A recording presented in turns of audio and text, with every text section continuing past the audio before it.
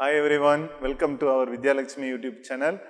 So last video, we discussed three subheadings, 3.1, 3.2 and 3.3. So in this video we are going to discuss very simple topic. So that is about the population explosion and birth control method. Okay. Right. So first we can discuss about the population explosion. Okay. So this is a very common topic. Already we have some idea about the population explosion. So two things are the main cause for this population explosion. One is health facilities. So nowadays health facilities are available. Okay. Everybody can make use of these health facilities. At the same time, living condition, better living condition. So also the cause for this population explosion. சரிங்களா? இப்போ பார்த்தீங்கன்னா medical facilities வந்து நம்மளுக்கு என்னது அதிகமாக இருக்குது. அதுமாதிரி living கண்டிஷனுடைய ஸ்டாண்டர்டும் அதிகமாகிட்டே போகுது. ஸோ அதனால பார்த்தீங்கன்னா நம்மளுடைய லைஃப் ஸ்பேன் வந்து இன்க்ரீஸ் ஆகுது. அது கூட இந்த பாப்புலேஷன் எக்ஸ்ப்ளோஷனுக்கு ஒரு முக்கியமான காரணம் அப்படின்னு சொல்லலாம். சரிங்களா? அப்போ ரெண்டு விஷயம் கவனிச்சுக்காங்க. Health facilities, then next one is better living conditions. So these two are the main cause for this population explosion. அதாவது தொடர்ந்து ரொம்ப நாளைக்கு உயிரோடு இருக்கிறதுக்கு இது ரெண்டு முக்கியமான ஒரு காரணமாக இருக்குது. சரி. So what about the present condition? Okay, so it is estimated that India's population reached nearly 1.26 billion. சரிங்களா? So ஏற்கனவே 1.26 billion ரீச் பண்ணிட்டோம். So by the year 2022, so we may cross the China's population. சைனாவுடைய பாப்புலேஷனை 2022ல நம்ம என்ன செய்வோம், cross பண்ணிடுவோம் அப்படிங்கிற மாதிரி estimate பண்ணியிருக்கிறாங்க. சரிங்களா? ரைட். இப்போ வந்து பார்த்தீங்கன்னா இந்த பாப்புலேஷன் எக்ஸ்ப்ளோஷனால நிறைய பிரச்சனைகள் இருக்குது இல்லையா? ஹெல்த் இஷ்யூஸ் இருக்குது, எம்ப்ளாய்மெண்ட் பிரச்சனை இருக்குது, ரிசோர்ஸஸ் வந்து கம்மியாகிட்டே போகுது, நேச்சுரல் ரிசோர்ஸஸோடைய யூசேஜ் அதிகமாகுது, சோர்ஸ் வந்து கம்மியாகிட்டே போகுது இல்லைங்களா? ஸோ நிறைய நோய்கள் வந்து ஸ்ப்ரெட் ஆகிக்கிட்டே இருக்குது. So it is very difficult to control these things. சரி. So what about the solution for this அப்படின்னு பார்த்தீங்கன்னா, birth control is the only available solution. பாப்புலேஷனை வந்து கண்ட்ரோல் பண்ணணும்னா நம்ம என்ன செய்யணும், birth control மெத்தடை வந்து என்ன செய்யணும், அடாப்ட் பண்ணணும். So that is the only solution. Okay. So next பார்த்தீங்கன்னா people should be motivated to have smaller families by using various contraceptive devices. சரிங்களா? இப்போ ஸ்மால் ஃபேமிலி அதனுடைய இம்பார்ட்டன்ஸ் என்ன அப்படிங்கிறத நம்ம என்ன செய்யணும், சொல்லணும். ஸோ அதுக்கு என்ன பண்ணணும் அப்படின்னா, we supposed to use various contraceptive devices. So that is very important. Okay. So அதே மாதிரி பார்த்தீங்கன்னா நிறைய அட்வர்டைஸ்மெண்ட் வந்து என்ன செய்யணும், கவர்மெண்ட் சைடில் இருந்து கொடுக்கணும். ஓகே. முக்கியமாக நியூஸ் பேப்பரில், அதே மாதிரி சினிமா தேட்டரில், டிவியில், பொது இடங்களில் பார்த்தீங்கன்னா நிறைய விளம்பரங்கள் வந்து இந்த பாப்புலேஷன் எக்ஸ்ப்ளோஷனை பற்றி இருக்கணும். அதேமாதிரி ஸ்மால் ஃபேமிலி நார்ம்ஸை பற்றி இருக்கணும். அதனால் என்னென்ன பெனிஃபிட்ஸ் அதை பற்றின விஷயங்கள் எல்லாம் என்ன செய்யணும், அட்வர்டைஸ்மெண்ட்டில் கொடுக்கணும். சரிங்களா? இப்போ பற்றி நம்மளுக்கு தெரிஞ்ச ஸ்லோகன் பார்த்தீங்கன்னா we2 ours 2 அப்படின்னு இருக்குது. நாம் இருவர் நமக்கு இருவர் அப்படின்னு இருக்குது. அதுமாரி நாம் இருவர் நமக்கு ஒருவர், we2 ours 1 அப்படின்னு இருக்குது. இன்னும் கொஞ்சம் நாளைக்கு போயாச்சுன்னா என்ன ஆகும், நம்மளுக்கு நாம் இருவர் நமக்கு ஏன் இன்னொருவர் அப்படிங்கிற மாதிரியான தாட் வந்து என்ன செய்யும், வந்துடும் இல்லைங்களா? இப்போ பார்த்தீங்கன்னா நிறைய ஃபேமிலிஸில் வந்து பார்த்தீங்கன்னா என்னது, they don't want to have more kids இல்லையா? ஒன்று இருந்தாலே போதும் அப்படின்னு நினைக்கிறாங்க. 2, 3 அந்த மாதிரி யாருமே என்ன செய்யறதில்ல, ஆசைப்படுறதில்ல. இதுக்கு முன்னாடியெல்லாம் பார்த்தீங்கன்னா என்னது, இந்த ஃபேமிலி பிளானிங் பற்றி அவேர்னஸே இருக்காது. இந்த கான்ட்ராசெப்டிவ் டிவைசஸ் பற்றி மக்களிடத்துல வந்து போதுமான அளவுக்கு என்னது விழிப்புணர்வே கிடையாது. ஸோ அதனால் ஃபேமிலிஸில் பார்த்தீங்கன்னா நிறைய குழந்தைகள்லாம் இருப்பாங்க இல்லையா? ஆனால் இப்போ ப்ரெசன்ட் கண்டிஷனில் பார்த்தீங்கன்னா கொஞ்சம் கொஞ்சமாக என்னது சேஞ்ச் ஆகிக்கிட்டே வருது. ஒவ்வொரு ஃபேமிலியிலும் மேக்சிமம் 1 அல்லது 2 குழந்தைகளோட என்ன செஞ்சிருந்தாங்க, பேரண்ட்ஸ் வந்து நிறுத்திக்கிடுதாங்க இல்லையா? ரைட். அடுத்து பார்த்தீங்கன்னா வருஷக்கணக்காக கஷ்டப்பட்டு சம்பாதிச்சு ஒரு பள்ளிக்கூடத்தில் எடுத்துகிட்டு போய் உங்களோட பசங்களை சேர்க்குறீங்க. நீங்கள் சரியான ஸ்கூலில் தான் உங்கள் பசங்களை சேர்த்துருக்கீங்களா அப்படின்னு சொல்லி திங்க் பண்ண எவ்வளோ நேரம் நீங்கள் டைம் ஸ்பெண்ட் பண்ணுறீங்க. இங்கே வித்யாலக்ஷ்மி ஸ்கூலுக்கு வாங்க, இங்கே இருக்கிற டீச்சர்ஸோடு நீங்கள் பேசி பாருங்கள். அது மட்டும் இல்லை, ஸ்கூலை சுற்றி பாருங்கள். இங்கே ஆன்லைன் கிளாஸஸ் அட்டன் பண்ணுறதுக்கு கூட அவங்க வாய்ப்புகள் ஏற்படுத்தி தருவாங்க. இங்கே தாங்க பேனல் போர்டு, டிஜிட்டல் பேட் எல்லாம் வச்சு கிளாஸ் எடுக்கிறாங்க. குழந்தைங்களுக்கு நல்லா புரிகிற மாதிரி எடுக்கிறாங்க. என் பசங்களும் இதே பள்ளிக்கூடத்தில் தாங்க படிக்கிறாங்க. நான் அவங்கள வெறும் ஆசிரியராக மட்டும் பார்க்கல. உங்கள் குழந்தைகள் தவறு செய்யும் பொழுது, அதாவது ஒரு உதாரணத்துக்கு நான் சொல்கிறேன், இப்போ ஆன்லைன் கிளாஸஸ் அவங்க எடுக்கும்போது இந்த குழந்தைங்க ஏதோ ஒரு தவறு செய்யும்போது அவங்க இன்னொரு பெற்றோர்களாக கூட நான் பார்க்குறேன். ஏன்னா அவங்க உரிமைகளோடு கண்டிக்கிறாங்க, ஃப்ரெண்ட்லியாக பிஹேவ் பண்ணுறாங்க. இதெல்லாம் பார்க்கும்போது எனக்கு ரொம்ப சந்தோஷமாக இருக்குது. நல்ல இடத்துல, அதாவது என்னோட குழந்தைங்கள சேஃப் ஹேண்ட்ஸில் வச்சுருக்கேன் அப்படின்னு நான் ஃபீல் பண்ணுறேன். நான் சொல்கிறத கொஞ்சம் திங்க் பண்ணுங்கள். வித்யாலக்ஷ்மி ஸ்கூல் தான் பெஸ்ட்டுன்னு உங்களுக்கு தோணும். இல்லைங்க, நீங்கள் 4-5 ஸ்கூலோட கூட கம்பேர் பண்ணி பாருங்கள். வித்யாலக்ஷ்மி ஸ்கூல் தாங்க சூப்பர். நான் சொல்கிறத கேளுங்க. உங்கள் பசங்களையும் வித்யாலக்ஷ்மி ஸ்கூலில் எடுத்துகிட்டு சேருங்க. உங்கள் குழந்தைங்கள பெஸ்ட் ஆக்குங்க. Marriage okay. ஸோ அப்போ சைல்டு மேரேஜ்லாம் என்ன செய்யணும், நம்ம அவாய்ட் பண்ணணும். மினிமம் ஏஜ் ஃபார் மேல் ஃபீமேலுக்கு கவர்மெண்ட் என்ன செஞ்சுருக்கிறாங்க, ஃபிக்ஸ் பண்ணியிருக்கிறாங்க. ஓகே. ஸோ அதை என்ன செய்யணும், நம்ம ஃபாலோ பண்ணணும். ஸோ அதே மாதிரி those who have small families, so government also support தம், இல்லையா? யார் யாருக்கெல்லாம் ஸ்மால் ஃபேமிலி வச்சுருக்குறாங்களோ, குழந்தைகளுடைய எண்ணிக்கை கம்மியாக இருக்குதோ, அவங்களுக்கு என்ன செய்யலாம், கவர்மெண்ட் நிறைய இன்சென்டிவ்ஸ் கொடுக்கலாம், நிறைய சலுகைகள் என்ன செய்யலாம், கொடுக்கலாம். ஸோ இதெல்லாம் என்னது, ஒரு வகையான மெத்தட் எப்படி பாப்புலேஷனை கண்ட்ரோல் பண்ணுறது, அதை ஸ்மால் ஃபேமிலி நார்ம்ஸை எப்படி மெயின்டைன் பண்ணுறது, அதுக்கான என்னது வழிமுறைகள். சரிங்களா? ஸோ இது ரொம்ப சிம்பிளான ஒரு கான்செப்ட் தான். ஓகே. ஸோ இது வரைக்கும் நம்ம என்ன பார்த்துருக்குறோம், பாப்புலேஷன் எக்ஸ்ப்ளோஷன் அப்படின்னா என்ன அப்படிங்கிறத பார்த்துருக்குறோம். நெக்ஸ்ட் ஹெட்டிங் என்னது நம்மளுக்கு, birth control methods. Okay. So ரொம்ப ரொம்ப ரொம்ப ரொம்ப சிம்பிளான டாபிக்ஸ். ஓகே. கொஞ்சம் கவனிச்சிங்கன்னா ஈஸியாக நம்ம என்ன செஞ்சுக்கலாம், புரிஞ்சுக்கலாம். Okay, right. So first you suppose to know the meaning of the term birth control. Birth கண்ட்ரோல்னா என்ன அப்படிங்கிறது தெரியணும். The voluntary use of contraceptive procedure to prevent fertilisation or prevent implantation of a fertilised egg in the uterus is termed as birth control. So இதில் கொடுத்துருக்குறாங்க voluntary use of contraceptive procedure அப்படின்னு என்ன அர்த்தம், நாம தான் என்ன செய்கிறோம், இந்த கான்ட்ராசெப்டிவ் மெத்தட்ஸ் அல்லது டிவைசஸை நம்ம என்ன செய்கிறோம், வாலண்டரியாக நம்ம என்ன செய்கிறோம், யூஸ் பண்ணுறோம். எதுக்காக யூஸ் பண்ணுறோம் அப்படின்னா, just to prevent the fertilization. Male gamete female gamete சேர்ந்து ஃபெர்டிலைஸ் ஆகாமல் தடுக்கிறதுக்காக நம்ம என்ன செய்கிறோம், இதை யூஸ் பண்ணுறோம். அதே நேரத்தில் ஃபெர்டிலைஸ் ஆன எக் யூட்டிரஸ், அதாவது முக்கியமாக எண்டோமெட்ரியம் வாலில் ஃபிக்ஸ் ஆகிறதையும் என்னது தடுக்குது. சரிங்களா? ஸோ இதை தான் நம்ம என்ன சொல்கிறோம், பர்த் கண்ட்ரோல் அப்படின்னு சொல்கிறோம். புரிஞ்சுங்களா? ஸோ டெஃபினேஷன் மட்டும் என்ன செய்யலாம், 2 மார்க்ஸில் கேட்கலாம். ஓகே. ஸோ இன்னொன்று முக்கியமான விஷயம் என்னென்னா, 5 மார்க்ஸில் ஏதாவது கேட்டாங்கன்னா கூட இந்த மாதிரியான டெஃபினேஷன் எழுதி நீங்கள் மற்றதை கண்டினியூ பண்ணிங்கன்னா என்ன செய்வாங்க, ஃபுல் மார்க்ஸ் அலாட் பண்ணுவாங்க. சரிங்களா? Right. So next, an ideal contraceptive should be so user friendly அப்படின்னு சொல்லுவோம். யூசர் ஃப்ரெண்ட்லி என்னென்ன, ஸோ எல்லாரும் பயன்படுத்துகிற மாதிரி இருக்கணும், இல்லையா? ஸோ ஈஸிலி அவைலபிள், எல்லாருக்கும் கிடைக்கக்கூடியதாக இருக்கணும். அதேமாதிரி இந்த கான்ட்ராசெப்டிவ் டிவைசஸ் பார்த்தீங்கன்னா it should not give more side effects, இல்லையா? அதேமாதிரி should not interfere with sexual ட்ரைவை என்ன செய்யக்கூடாது, பாதிக்கக்கூடாது. ஸோ இந்த மாதிரி இருந்தால் தான் அதை நம்ம என்ன சொல்லுவோம், ஒரு ஐடியல் கான்ட்ராசெப்டிவ் அப்படின்னு நம்ம என்ன செய்யலாம், அக்செப்ட் பண்ணிக்கலாம். புரிஞ்சுங்களா? ஒரு ஐடியல் கான்ட்ராசெப்டிவ்னா எப்படி இருக்கணும், எல்லாரும் பயன்படுத்துகிற மாதிரி இருக்கணும், ஈஸியாக கிடைக்கிற மாதிரி இருக்கணும், சைடு எஃபெக்ட்ஸ் ரொம்ப ரொம்ப கம்மியாக இருக்கணும்.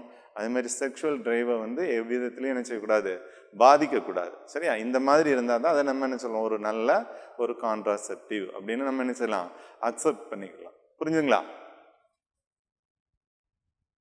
ரைட். இப்போ contraceptive methods are classified into 2 types. One is a temporary one, another one is permanent one.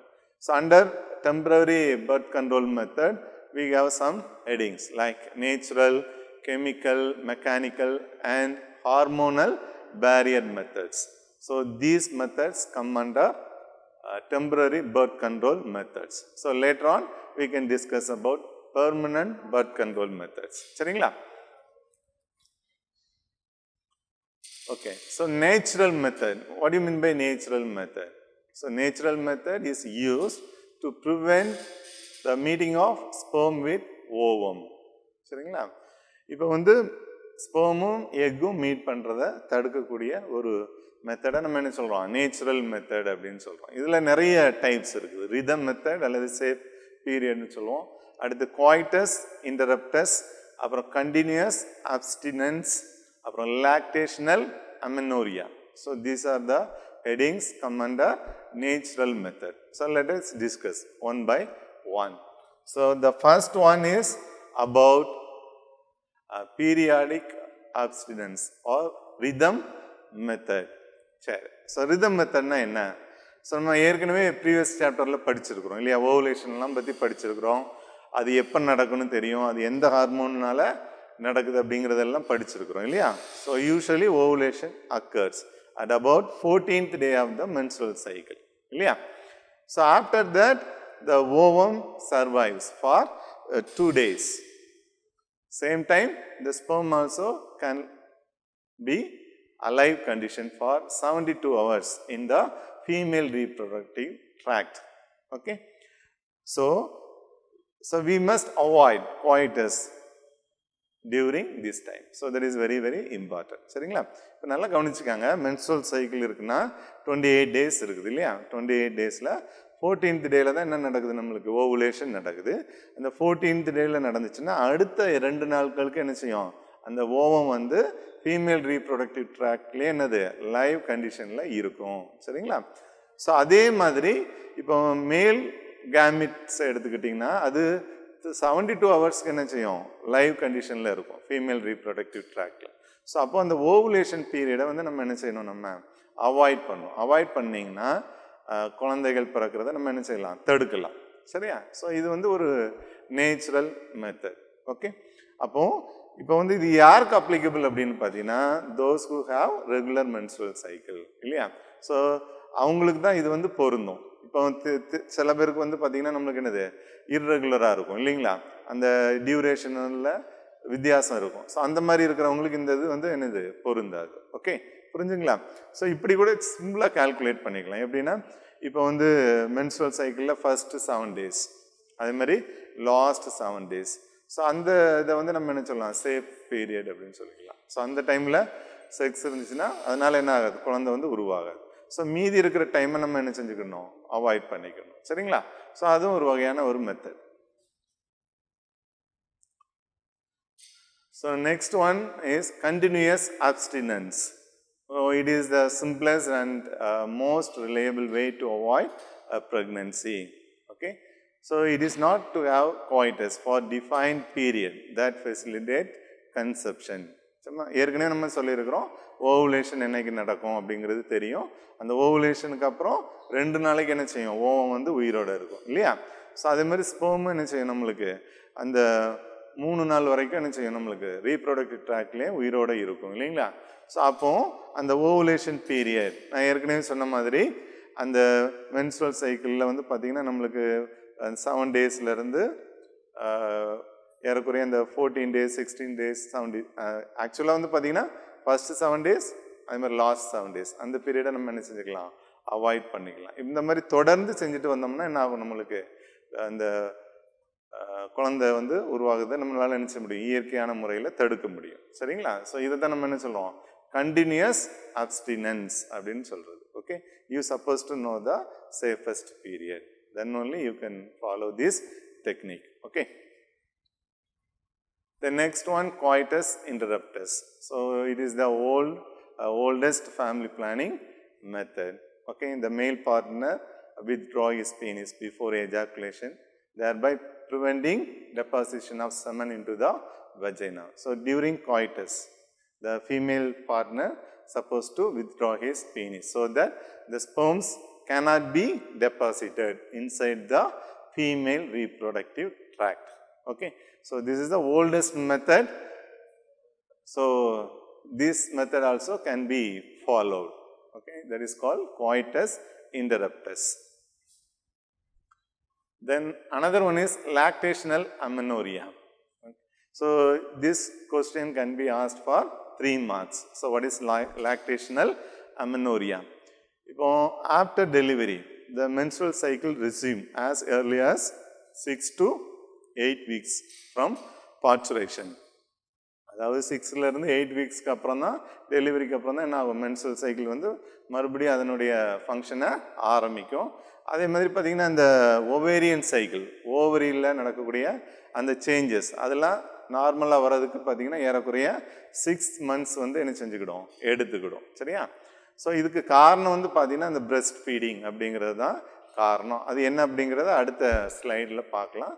So இந்த டிலே அந்த ஓவேரியன் சைக்கிளில் வந்து ஒரு 6 monthsக்கு அப்புறம் தான் என்ன ஆகுது, அந்த ஃபங்க்ஷன் வந்து நார்மலாக மறுபடியும் நடக்குது இல்லையா? அந்த டிலேயாக தான் நம்ம என்ன சொல்கிறோம், லாக்டேஷனல் அமெனோரியா அப்படின்னு சொல்கிறோம். ஒரு 2-3 பாயிண்ட் மட்டும் ஞாபகத்தில் வச்சுக்கோங்க. First point, menstrual cycle resume as early as 6 to 8 weeks from parturition. Then the reappearance of normal ovarian cycle may be delayed for 6 months during breastfeeding. This delay in ovarian cycle is called lactational amenorrhea. புரிஞ்சுங்களா? புரிஞ்சுதா? டெலிவரிக்கு அப்புறம் என்ன ஆகுது, menstrual cycle மறுபடியும் start ஆகுறதுக்கு delay ஆகுது. அதே மாதிரி ஒவேரியன் சைக்கிள் வந்து நார்மலாக ஃபங்க்ஷன் ஆகுறதுக்கு ஏறக்குறைய 6 months என்ன செஞ்சிருது, எடுத்துக்கிடுது. இந்த டிலே ஆகுறது தான் நம்ம என்ன சொல்கிறோம், லாக்டேஷனல் அமெனோரியா அப்படின்னு சொல்கிறோம். சரிங்களா? ஸோ அப்படின்னா என்ன அப்படிங்கிறத நம்ம என்ன சொல்லலாம், அடுத்த ஸ்லைடில் பார்க்கலாம். ரைட். ஸோ இங்கே பாருங்கள், ஸோ இங்கே புக்கில் எல்லாம் ஃப்ளோ சார்ட்லாம் இருக்காது. கான்செப்ட் தெரிஞ்சுக்கிறதுக்காண்டி நம்ம என்ன செஞ்சுருக்கிறோம், சின்னதாக ஒரு ஃப்ளோ சார்ட் கொடுத்துருக்குறோம். ஸோ பிரெஸ்ட் ஃபீடிங் நடக்கும்போது பார்த்தீங்கன்னா, ஸோ பிட்யூட்டரி கிளாண்ட் என்ன பண்ணுது, ப்ரோலாக்டின் அப்படிங்கிற ஒரு ஹார்மோனை செக்ரீட் பண்ணும் இல்லையா? பிட்யூட்டரி கிளாண்டில் ஏற்கனவே நம்ம என்ன சொல்லியிருக்கிறோம், 2 areas இருக்குன்னு சொல்லியிருக்கிறோம். ஒன்று வந்து ஆன்டீரியர் பிட்யூட்டரி, இன்னொன்று வந்து posterior pituitary. The anterior part of the pituitary gland secretes the hormone called prolactin. So prolactin only causes milk production. சரிங்களா? ஸோ இங்கே பாருங்கள், பிட்யூட்டரி கிளாண்ட் இருக்குது, அது என்ன பண்ணுது, ப்ரோலாக்டின் அப்படிங்கிற ஒரு ஹார்மோனை செக்ரீட் பண்ணுது. ஸோ அதன் காரணமாக நம்மளுக்கு என்னது, மில்க் ப்ரொடக்ஷன் வந்து கண்டினியூஸாக இருந்துக்கிட்டே இருக்கும். ரைட். ஸோ அடுத்து வந்து பார்த்தீங்கன்னா ஹை ப்ரோலாக்டின் இன் த மதர்ஸ் பிளட். இப்போ ப்ரோலாக்டின் வந்து தொடர்ந்து மதருடைய பிளட்ல இருந்துக்கிட்டே இருக்குது அப்படின்னா என்ன நடக்கும் ஆக்சுவலா அப்படின்னு பார்த்தீங்கன்னா, so hypothalamus cannot release the gonadotropin releasing hormone. சரிங்களா? ஹைப்போதலமஸ் என்ன பண்ணாது, gonadotropin releasing ஹார்மோனை ரிலீஸ் பண்ணாது. அதே மாதிரி பிட்யூட்டரி கிளாண்ட் பார்த்தீங்கன்னா gonadotropin ரிலீஸ் பண்ணாது. முக்கியமாக வந்து FSH, LH ஹார்மோன்ஸ் வந்து ரிலீஸ் ஆகாது. ஆக்சுவலாக ஹைப்போதலமஸ் வந்து gonadotropin ரிலீசிங் ஹார்மோனை ரிலீஸ் பண்ணாதான் பிட்யூட்டரி கிளாண்டால் என்ன பண்ண முடியும், gonadotropin வந்து ரிலீஸ் பண்ண முடியும் இல்லையா? ஸோ இது ரிலீஸ் பண்ணலன்னா இதுவாலையும் நினைச்ச முடியாது, ரிலீஸ் பண்ண முடியாது. அப்போ ஃபைனலாக என்ன நடக்கும் அப்படின்னா, நோ மென்ஸ்ட்ரல் சைக்கிள். சரியா? அப்போ மென்ஸ்ட்ரல் சைக்கிள் வந்து டிலே ஆயிடுது. ஓகே, மென்ஸ்ட்ரல் சைக்கிள் வந்து என்ன செய்யாது, நடக்காது. அப்போ ஜென்ரலாக கவனிச்சிங்கன்னா, மதர் வந்து குழந்தைக்கு ஃபீட் பண்ணிக்கிட்டே இருக்கிறாங்க அப்படின்னா என்ன அர்த்தம், ப்ரோலாக்டின் மதருடைய பிளட்ல இருந்துக்கிட்டே இருக்கும். ப்ரோலாக்டின் வந்து பிளட்ல இருக்கிற வரைக்கும் ஹைப்போதலமஸ் என்ன பண்ணாது, gonadotropin ரிலீசிங் ஹார்மோனை ரிலீஸ் பண்ணாது. அதே நேரத்தில் பிட்யூட்டரி கிளாண்ட் என்ன பண்ணாது, gonadotropin ஹார்மோன்ஸை ரிலீஸ் பண்ணாது. ஸோ இது ரெண்டும் ரிலீஸ் ஆகலை அப்படின்னா மென்ஸ்ட்ரல் சைக்கிள் வந்து இருக்காது. அதனால் என்ன செய்யும், நம்மளுக்கு டிலே ஆகும். சரியா? ஸோ இதை தான் நம்ம என்ன சொல்கிறோம், லாக்டேஷனல் அமெனோரியா அப்படின்னு சொல்கிறோம். புரிஞ்சுங்களா? கான்செப்ட் புரியுதா? ரைட்.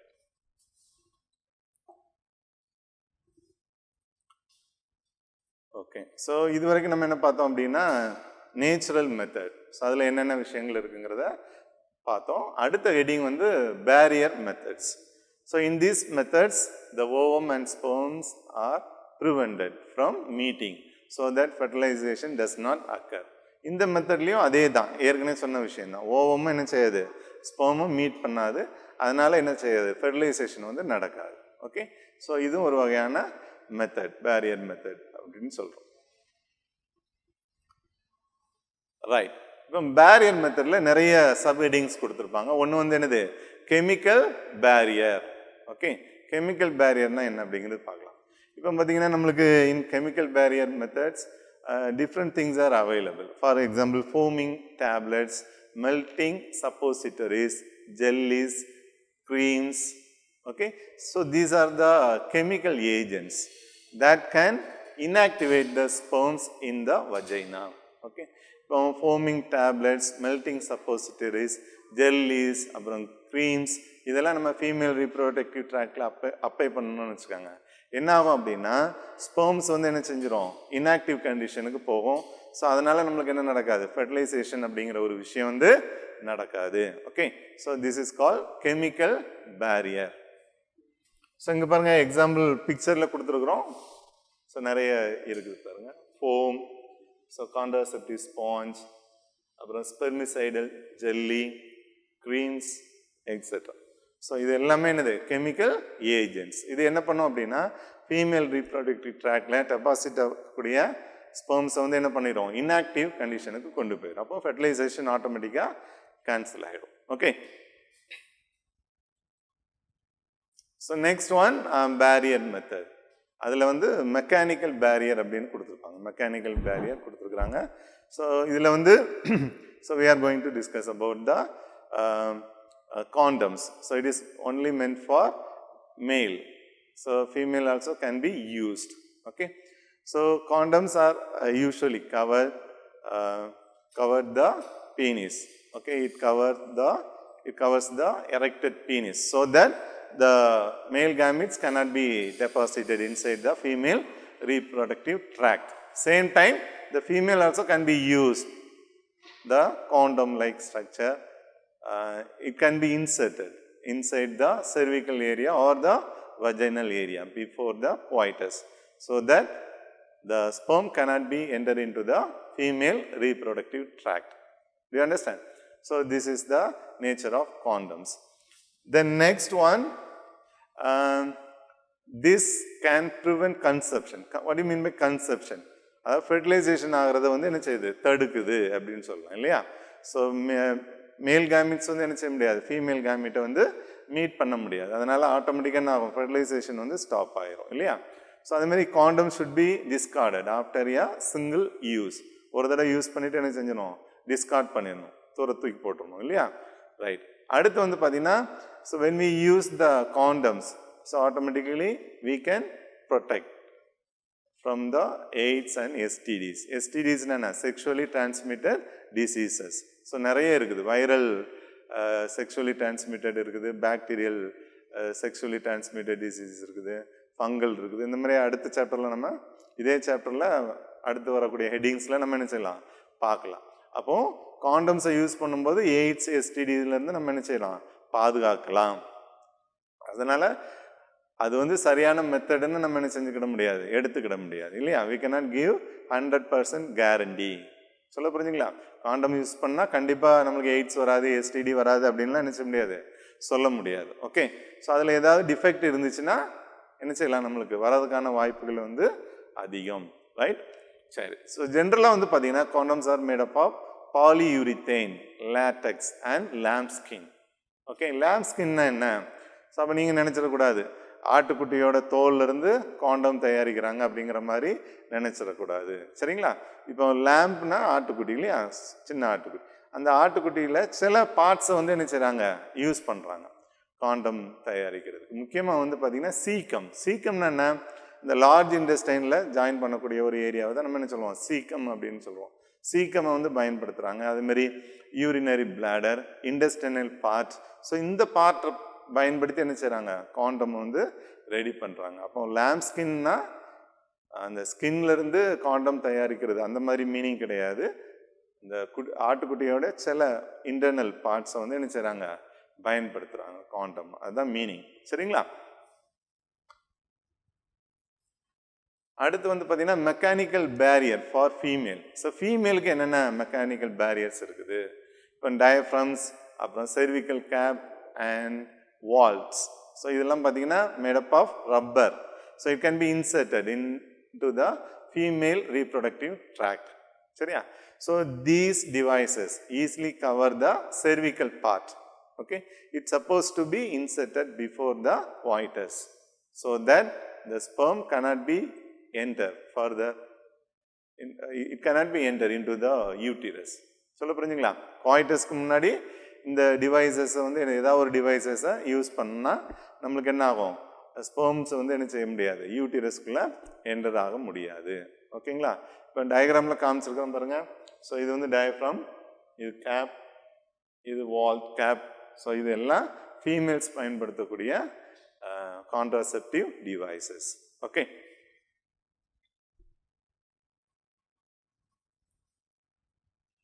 ஸோ இது வரைக்கும் போதும். ஸோ மீதி இருக்கக்கூடிய இந்த பர்த் கண்ட்ரோல் மெத்தட்ஸை வந்து நம்ம என்ன செய்யலாம், அடுத்த வீடியோவில் வந்து டிஸ்கஸ் பண்ணலாம். சரிங்களா?